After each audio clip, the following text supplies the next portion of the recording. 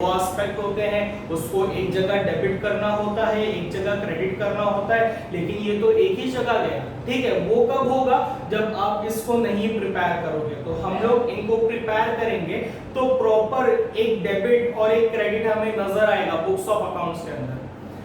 दूसरा, नोट्स बनाने का फायदा ये है कि जब 100 बच्चे लोग नॉर्मली सॉल्व कर रहे हैं और हम लोग नोट्स बना करके सॉल्व कर रहे हैं, तो एग्जामिनर के ऊपर उसका एक अलग इंप्रेशन रहेगा। ठीक है, अलग इंप्रेशन का मतलब ये नहीं कि वो मार्क्स आपको ज्यादा दे देगा, लेकिन एक गुड इमेज बनती है ना, तो कहीं पर आप गिरते रहोगे तो वहां पे हो सकता है आपको संभाल लेगा। मार्क्स तो आपको 10 ही मिलेंगे सम के ऊपर, ऐसा नहीं है। वर्किंग नोट के 1 मार्क्स एक्स्ट्रा, मार्क्स आपको उतने ही मिलेंगे, लेकिन एक बेटर इमेज बनेगी। एक और फायदा इसका कि आप वर्किंग नोट करके सम सॉल्व करोगे ना, तो आपको जर्नल एंट्री में बड़ी हेल्प मिलेगी। ठीक है, वरना जर्नल एंट्री में क्या होता है, बच्चे अटक जाते हैं। क्वेश्चन कैसे पूछेगा, या तो क्वेश्चन ये वाला सेट होगा जहां पे वो आपको बोलेगा prepare revaluation account, prepare partners capital account and prepare balance sheet. 1 2 3 ये बनाने बोलेगा, ये दोनों वर्किंग नोट एक क्वेश्चन बन जाएगा 10 मार्क्स का। या फिर आपको बोलेगा डायरेक्टली प्रिपेयर जर्नल एंट्री, या तो क्वेश्चन ऐसा होगा, या तो क्वेश्चन ऐसा होगा, या तो क्वेश्चन ऐसा होगा। अब क्या हमें दोनों पढ़ना पड़ेगा? हाँ बेटा जी, हमें दोनों पढ़ना पड़ेगा, क्योंकि एग्जाम में क्या पूछ ले कोई गारंटी नहीं है। लेकिन अगर हम लोग पास्ट एक्सपीरियंस पुट करें तो 95% केसेस के अंदर ऐसा हुआ है कि ये पूछा है। बहुत ज्यादा चांस है इस बार भी यही पूछेगा, क्योंकि वो हर बार यही पूछता है। लेकिन 5% केसेस के अंदर ऐसा हुआ है कि वो टाइम पे उसने जर्नल एंट्री पूछा है, वो टाइम पे उसने जर्नल एंट्री पूछा है। एंड जर्नल एंट्री फ्रेम करना कोई बड़ी बात नहीं है, मैं तुमको लॉजिक भी दूंगा। 3 एंट्रीज आपने अभी याद कर लिया, बाकी की एंट्रीज पूरी लॉजिक पे चलेगी, उसके अंदर कोई टेंशन वाली बात नहीं है। तो चाहे आपको अकाउंट पूछ लिया जाए, चाहे हमें जर्नल एंट्री पूछ लिया जाए, घबराने की जरूरत नहीं है कि अरे जर्नल एंट्री पूछ लिया तो क्या करना। दोनों काफी सिंपल है, बस आप लोग थोड़ा सा यहाँ ध्यान देना कि ये कैसे सॉल्व होता है एंड ये कैसे सॉल्व होता है। ठीक है, जर्नल एंट्री अपने आप बनेगी अगर आपका अकाउंट स्ट्रांग होगा। ठीक है, अगर आप ये वाला पार्ट अच्छे से कर लोगे तो ये वाला पार्ट इजीली सॉल्व होगा। ठीक है, अब 9 क्वेश्चन जो है हमारे वो टेक्स्ट बुक के इस पे बेस्ड है, और एक क्वेश्चन जो है वो हमारा इस पे बेस्ड है। टोटल 10 क्वेश्चन है। ठीक है, तो हम क्या करेंगे, हम पहले सारे अकाउंट कवर कर लेंगे ऐसे टाइप के सम। इससे होगा क्या कि जब हम लोग ऐसे टाइप के सम करेंगे तो हमारा हाथ बैठ जाएगा। ठीक है, हमें बराबर पता होगा कि ये चीज इधर, ये चीज इधर, ये चीज इधर, ये चीज इधर। और उसके बाद में जब मैं उसको कनेक्ट कर दूंगा जर्नल एंट्री से, तो आपको वही लॉजिक जो आपने वहां पे इस्तेमाल किया था उसी के लॉजिक को उठा के यहाँ पे डंप करना है, और ये जर्नल एंट्री अपने आप इजीली बन के निकल जाएगी। कोई टेंशन की बात नहीं है, जर्नल एंट्री को इग्नोर नहीं करना। 5% चांसेस है कि आ सकता है। ठीक है, 2020 वैसे भी काफी बुरा गुजर रहा है, तो रिस्क नहीं लेना है। ठीक है, तो हम लोग दोनों पढ़ेंगे, दोनों पे ध्यान देना, लेकिन पहले हम लोग ये वाला पार्ट कवर करेंगे। ओके, अब थोड़ी देर पहले मैं बात कर रहा था क्लासिफिकेशन ऑफ अकाउंट्स की, real account, personal account and nominal account. तो ये जो रीवैल्यूएशन अकाउंट है ना, ये कौन सा अकाउंट है सर? तो ये नॉमिनल अकाउंट है। कौन सा अकाउंट है? Nominal account. इसके ऊपर रूल क्या बैठेंगे? इसके ऊपर रूल बैठेंगे debit all expenses and losses, credit all income and gain.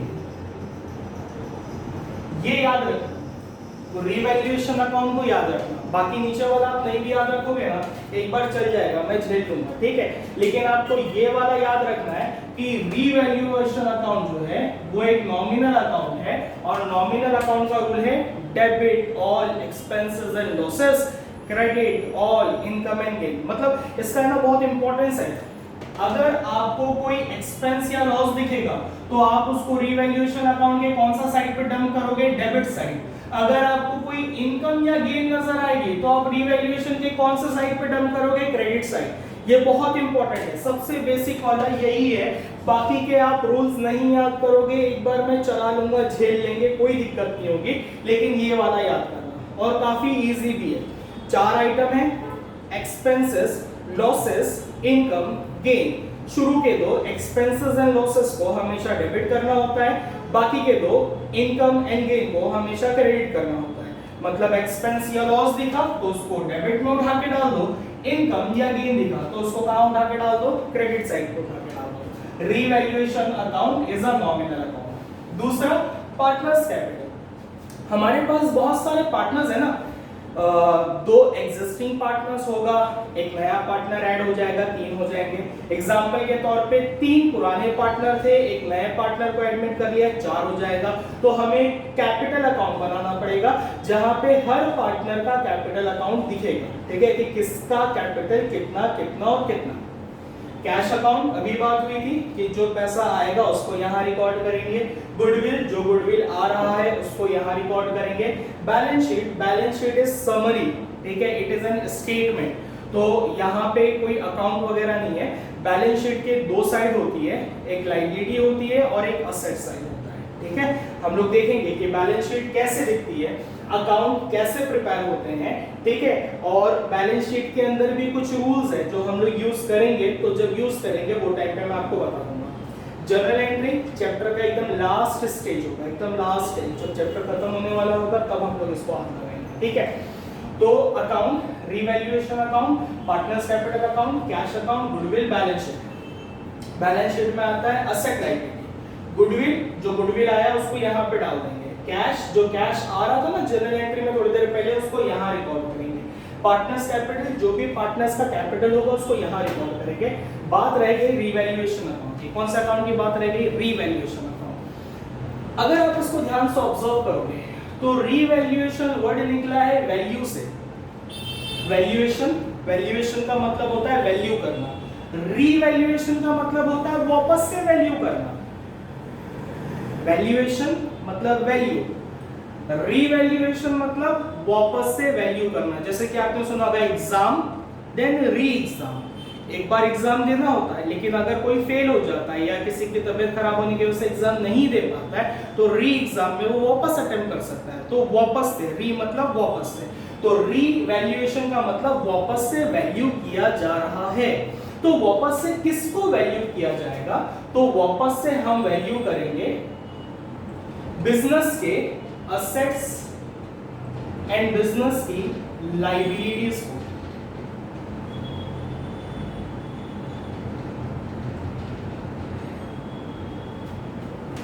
ठीक है, बिजनेस के असेट्स एंड लायबिलिटीज को क्यों रीवैल्यू करना है तो उसका एक बेसिक सा एग्जांपल देता हूं। इन दोनों को रीवैल्यू करेंगे पहली बार।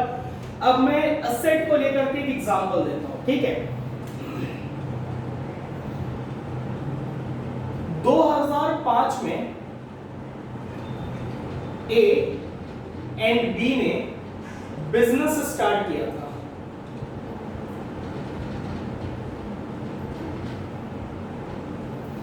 उस टाइम पे उन्होंने एक असेट खरीदा था जिसका नाम था land and building.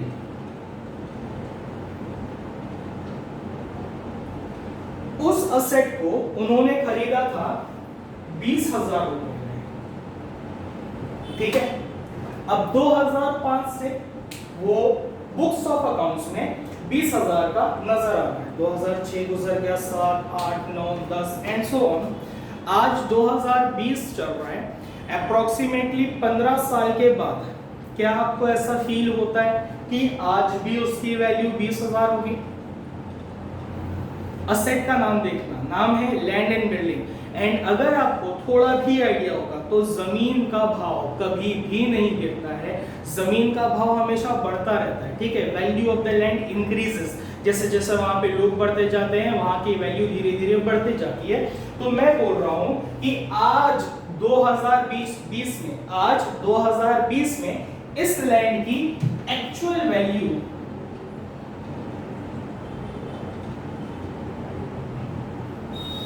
is 1,50,000। Actual value कितनी है? एग्जांपल के तौर पे 1,50,000। हमने ये वाले सिचुएशन को ऐसे ही छोड़ दिया, एक न्यू पार्टनर को एडमिट किया। अभी जो मैं बोलने जा रहा हूँ बहुत ध्यान से सुनना और इसको रिलेट करना। जब खरीदा था 2005 में 20,000 की थी, आज 2020 में इसकी वैल्यू कितनी हो गई है? 1.5 लाख। कितने रुपया हो गई है? 1.5 लाख। मैंने एक न्यू पार्टनर को बिजनेस में एडमिट कर लिया। पहले ए और बी बिजनेस चलाते थे, आज हमने एक नए पार्टनर को इंट्रोड्यूस कर लिया जिसका नाम क्या है? सी।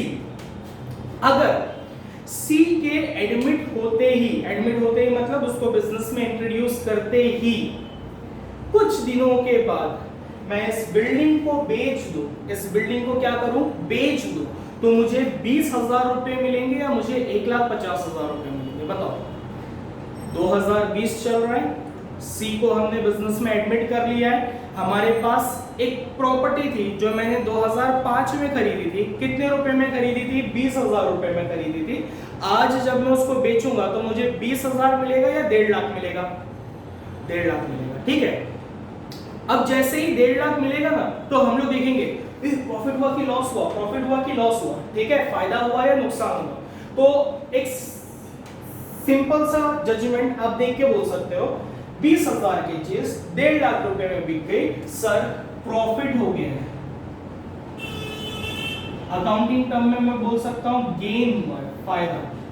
कितने रुपए का फायदा हुआ है? सर 1,30,000 रुपए का फायदा हुआ है। ठीक है, कितने रुपए का फायदा हुआ? 1,30,000 रुपए का। अब पार्टनर्स आएंगे, बोलेंगे ओ बिजनेस को प्रॉफिट हुआ है, चलो आपस में बांटते हैं। तो तुमको क्या लगता है, ए और बी सिर्फ ये दोनों आगे बढ़ेंगे इस प्रॉफिट को खाने के लिए, या सी भी आगे आएगा? सी भी आगे आएगा। क्यों? क्योंकि हमने सी को एडमिट किया था और हमने एडमिशन के टाइम पे उसको बोला था धंधे में आगे चल के प्रॉफिट होगा या लॉस होगा, हम सब मिल बांट के शेयर करेंगे। तो सी बोलेगा भैया प्रॉफिट हुआ है, मुझे भी चाहिए। ठीक है, अब अगर आप थोड़ा सा लॉजिक लगाओगे ना, तो आपको लग रहा होगा कहीं ना कहीं ये सिनेरियो बहुत गलत हुआ है। किसके साथ गलत हुआ है? ए के साथ और बी के साथ। क्यों गलत हुआ है? क्योंकि ये प्रॉपर्टी किसने खरीदा था? ए ने और बी ने। 15 साल किसने संभाल के रखा था? ए ने और बी ने। और सी के एडमिट होते ही ये प्रॉपर्टी बिकी और फायदा सी ने भी खा लिया।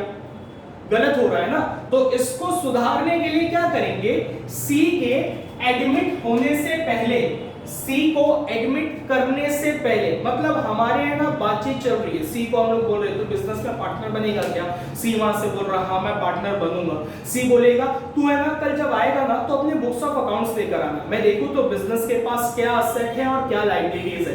तो बुक्स ऑफ अकाउंट सी को देने से पहले मैं उसमें कुछ चेंजेस कर लूंगा। ठीक है, मैं अपने असेट और लायबिलिटीज को रीवैल्यू करूंगा। वो असेट जो आज तक 20,000 का दिख रहा है, मैं उसको बुक्स ऑफ अकाउंट्स में 1.5 लाख लिख दूंगा। क्या लिख दूंगा? 1.5 लाख। ठीक है, अभी प्रॉफिट रियलाइज नहीं हुआ in the form of cash, लेकिन हमने उसको बुक्स ऑफ अकाउंट्स में क्या कर लिया? इनकॉर्पोरेट कर लिया, रिकॉर्ड कर लिया, रजिस्टर कर लिया। जैसे ही मैं 20,000 के आइटम को 1.5 लाख लिखूंगा, वो रिजल्ट करेगा 1,30,000 के प्रॉफिट में, और वो प्रॉफिट किस में बढ़ जाएगा? ए में और बी में। और सी को पता ही नहीं चलेगा क्योंकि सी अभी तक बिजनेस के अंदर पार्टनर नहीं बना है। सी बुक्स ऑफ अकाउंट्स देख रहा है, उसके पार्टनर बनने से पहले तो मैं पुराना पार्टनर क्या चालाकी करूंगा? मैं अपने असेट्स को रीवैल्यू करूंगा। असेट को क्या करूंगा? रीवैल्यू करूंगा। और जैसे कि आप देख रहे हो इस एग्जांपल में रीवैल्यूएशन के अंदर फायदा हुआ है। क्या हुआ? रीवैल्यूएशन के अंदर फायदा। फायदा क्या बोलता है? Credit all income and gain, मतलब इस फायदे को क्या कर लिया जाए? क्रेडिट में रिकॉर्ड करेंगे। कहां रिकॉर्ड करेंगे? क्रेडिट में। किस तरह रिकॉर्ड करना है वो बाद में। जो सिनेरियो मैंने अभी आपको बताया वो एक बार फिर छोटा सा मैं रिपीट कर रहा हूं। ठीक है, ध्यान से सुनना। Revaluation account assets and liability को रीवैल्यू करने के लिए इस्तेमाल किया जाता है। रीवैल्यू का मतलब वापस से वैल्यू करना। क्यों वापस वैल्यू करना? एग्जांपल के तौर पे मैं एक असेट का एग्जांपल लेता हूं। असेट का नाम है लैंड एंड बिल्डिंग। वो 2005 में मैंने खरीदा था 20,000 रुपए का। वो किसने खरीदा था? ओल्ड पार्टनर्स ए और बी ने, जब उन्होंने बिजनेस को स्टार्ट किया था। आज 2020 के अंदर वो लोग एक नए पार्टनर को एडमिट करने जा रहे हैं जिसका नाम है सी, और इस असेट की एक्चुअल वैल्यू क्या हो गई है? 1.5 लाख। मतलब अगर सी के कदम रखते ही, सी का कदम अशुभ है और सी का कदम रखते ही हमें ये प्रॉपर्टी बेचने की नौबत आती है, तो फायदा होगा। कितने रुपए का फायदा होगा? 1,30,000। इन दोनों को माइनस करना, तो कितने रुपए का फायदा होगा? 1,30,000। ये 1,30,000 का प्रॉफिट खाने के लिए तीनों पार्टनर अपना हाथ बढ़ा देंगे। ए बोलेगा मुझे भी हिस्सा चाहिए, बी बोलेगा मुझे भी चाहिए, सी बोलेगा मुझे भी चाहिए। लेकिन आपको पता है कि सी का इसमें कोई हिस्सा नहीं बनना चाहिए। क्यों नहीं बनना चाहिए? क्योंकि ये प्रॉपर्टी खरीदा था ए और बी ने 2005 में, प्रॉपर्टी को संभाल के रखा 2020 तक ए और बी ने, तो इस प्रॉपर्टी से होने वाला फायदा भी किसमें बढ़ना चाहिए? ए और बी में। तो सी इससे पहले बिजनेस का पार्टनर बने, सी इससे पहले ऑब्जेक्शन उठाए कि भाई मुझे भी प्रॉफिट में हिस्सा चाहिए, ए और बी क्या करेंगे? उसको रीवैल्यू करेंगे। उसको क्या कर लेंगे? रीवैल्यू। मतलब बुक्स ऑफ अकाउंट्स में उसकी वैल्यू अब 20,000 नहीं दिखाएंगे, उसकी वैल्यू बुक्स ऑफ अकाउंट्स में कितना कर देंगे वो लोग? 1.5 लाख। जिससे कितने का फायदा होगा? 1,30,000। जो कौन बांट लेगा? ए और बी। किसके एडमिट होने से पहले? सी के एडमिट होने से पहले। तो हम एडजस्टमेंट्स देखेंगे जो सी के या न्यू पार्टनर के एडमिशन से पहले होंगे। ठीक है, तो अभी आपको क्या करना है? अभी आपको ये वाला पार्ट रिकॉर्ड करना है।